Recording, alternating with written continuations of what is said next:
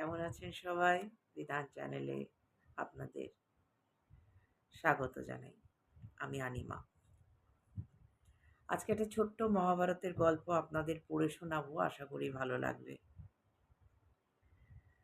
শান্তনুর ২ পুত্র হল চিত্রাঙ্গদ ও বিচিত্রবীর্য। শান্তনুর মৃত্যুর পর চিত্রাঙ্গদ রাজা হলেন। কিন্তু গন্ধরাজের সহিত যুদ্ধে চিত্রাঙ্গদের অকাল মৃত্যু ঘটল। এরপর হস্তিনাপুরের রাজা হলেন বিচিত্রবীর্য আর তার ২ পুত্র ধৃতরাষ্ট্র ও পাণ্ডু।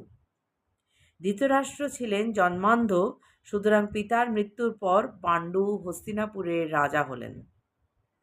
ধৃতরাষ্ট্রের বিবাহ হল গান্ধার দেশ রাজা সুবলের কন্যা গান্ধারীর সহিত, আর পাণ্ডবের সহিত কুন্তী ভোজের পালিত কন্যা পৃথা বা কুন্তীর বিবাহ হল।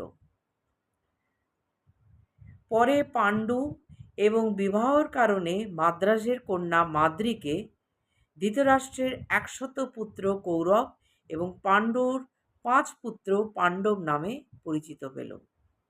তারা একত্রে হস্তিনাপুরে বাস করতে লাগলেন। কৌরবদের মধ্যে দুর্যোধন ছিল বড়।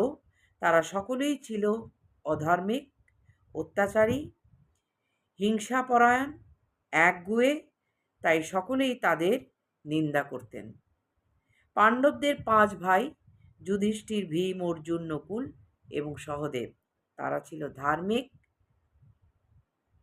বিনয়ী, সৎ, ভদ্র, অহিংস এবং ব্যবহারে অমায়িক। এই জন্য সকলে তাদের প্রশংসা করতেন। দুর্যোধন এটা মোটেই সহ্য করতে পারত না। তাহলে বন্ধুরা, এই গল্প থেকে আমরা সামান্য সারাংশ পাই, ভাই ভাই বা কাকাতো মামাতো যাই হোক না কেন আত্মীয়দের মধ্যে সেই মহাভারতের যুগ থেকেই ভাব ছিল না। তাই এই যুগে আমরা কিভাবে তা আশা করব? ভালো লাগলে লাইক করবেন, ভুল হলে ক্ষমা করে দেবেন। ধন্যবাদ।